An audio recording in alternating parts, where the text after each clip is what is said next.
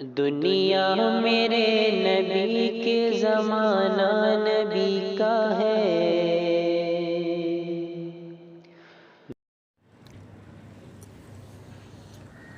السلام علیکم ورحمۃ اللہ وبرکاتہ۔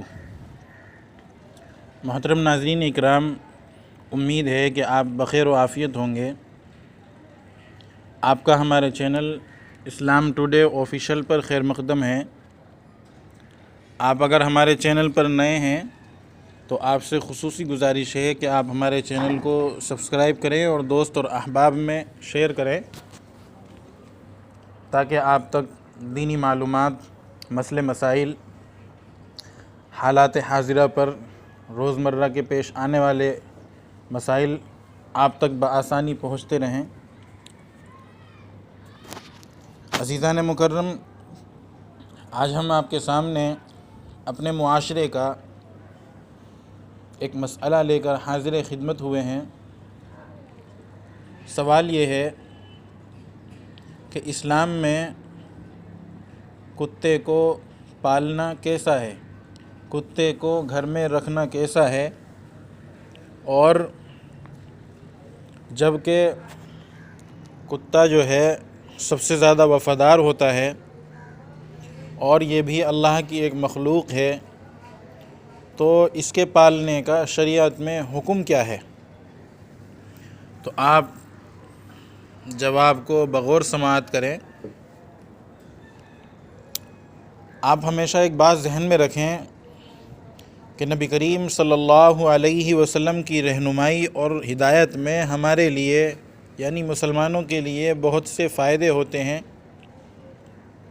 قرآن کریم میں اللہ رب ذوالجلال ارشاد فرماتا ہے، لَقَدْ جَاءَكُمْ رَسُولٌ مِّنْ أَنفُسِكُمْ عَزِيزٌ عَلَيْهِ مَا عَنِتُّمْ حَرِيصٌ عَلَيْكُمْ بِالْمُؤْمِنِينَ رَءُوفٌ رَحِيمٌ۔ اسی طریقے سے نبی کریم صلی اللہ علیہ وسلم کی مفید ہدایات میں سے ایک یہ بھی ہے کہ گھر کے اندر کتے نہ پالے جائیں، اور اس کی تفصیل یہ ہے کہ زمانہ جاہلیت میں عرب لوگ کتے سے نفرت نہیں کرتے تھے، کیونکہ عرب کے لوگ اپنے مخصوص تمدن کی بنا پر کتے سے بہت مانوس تھے۔ نبی کریم صلی اللہ علیہ وسلم نے مسلمانوں کے دلوں میں اس کی نفرت پیدا کرنے کے لیے حکم فرمایا کہ جہاں پر بھی کتا نظر آئے اسے مار دیا جائے۔ چنانچہ صحابہ نے بہت سے کتوں کو مارا، لیکن یہ حکم ایک وقت تک تھا، یہ حکم وقتی تھا۔ بعد میں آپ صلی اللہ علیہ وسلم نے اس سے منع فرمایا اور ضرورت کی بنا پر صرف 3 مقاصد کے لیے کتا رکھنے کی اجازت دی، کتوں کو پالنے کی اجازت دی۔ وہ 3 مقاصد کیا ہیں کہ یا تو شکار کرنے کے لیے، یعنی آپ کتے سے کسی جانور کا شکار کریں،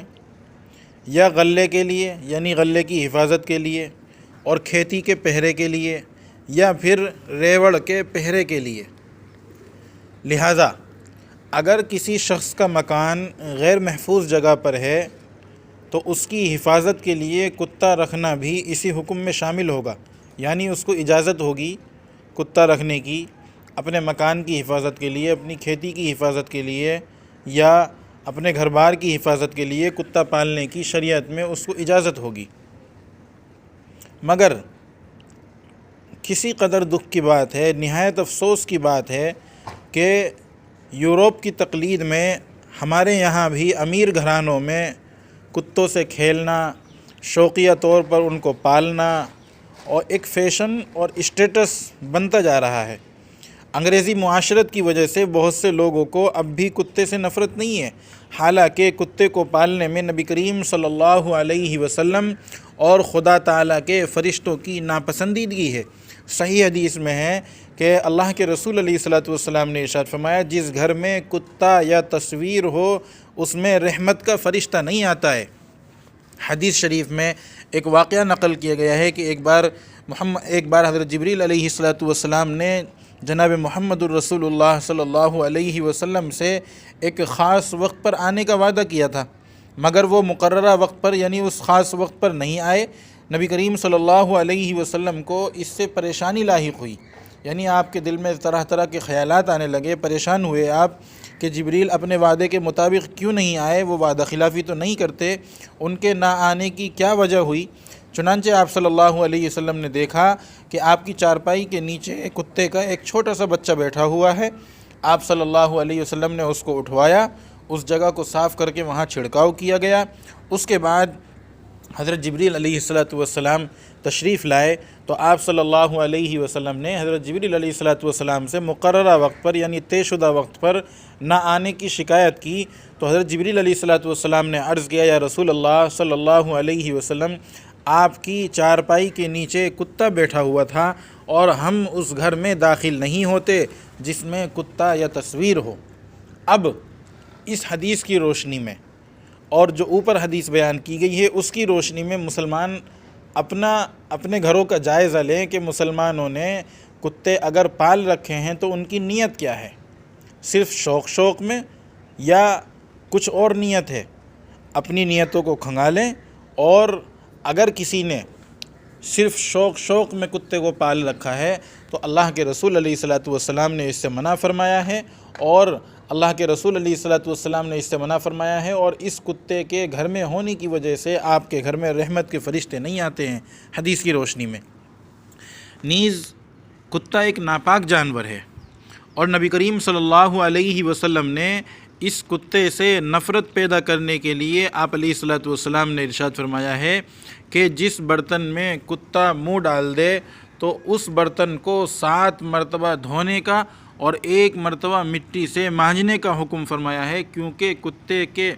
جسم میں، کتے کے تھوک میں ایک زہر ہوتا ہے جو کتے کے کاٹنے سے آدمی کے بدن میں سرایت کر جاتا ہے، اور اسی کے ساتھ ساتھ کتے کے مزاج میں گندگی ہوتی ہے، اور اس کی علامت یہ ہے کہ کتا مردار کھاتا ہے، یعنی مرا ہوا جانور بھی کتا کھا لیتا ہے۔ اور اسی طریقے سے کتا جو جانور ہے اس کا لعاب یعنی اس کا تھوک وہ ناپاک ہوا کرتا ہے، اور جس گھر میں کتا پالا جاتا ہے وہ کتا انسان کے جسم کے ساتھ چمٹتا ہے، تو بس ظاہر سی بات ہے کہ جو شخص کتے کے ساتھ کھیل رہا ہے، رہ رہا ہے، تو اس کی نمازیں تو غارت ہو ہی جائیں گی، کیونکہ کتا انسان کے ساتھ چمٹتا ہے، اس کے کپڑوں کے ساتھ اس کا لعاب لگے گا، اس کے جسم کے کسی حصے کے ساتھ اس کا لعاب لگے گا، تو اس کی نماز غارت ہو جائے گی۔ کل ملا کر بات یہ ہے، خلاصہ کلام یہ ہے